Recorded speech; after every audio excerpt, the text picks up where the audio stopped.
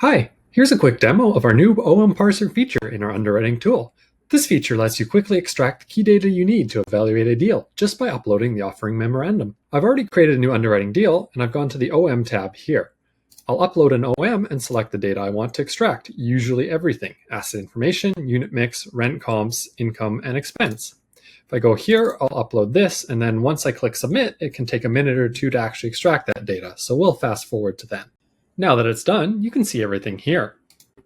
Clicking into the asset shows photos and property info. If we go back here, you can click into the unit mix to review or edit details, including the pro forma rent.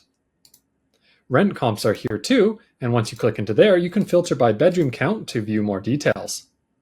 Going back, we also have the income and expenses broken out. Clicking into the expense here, for example, you can see all of the items here, and everything is editable. Just double click to edit. Cool, and that's how you go from an OM to a fully modeled deal in just a few clicks. Sign up for Cashflow Portal today to try this out for free.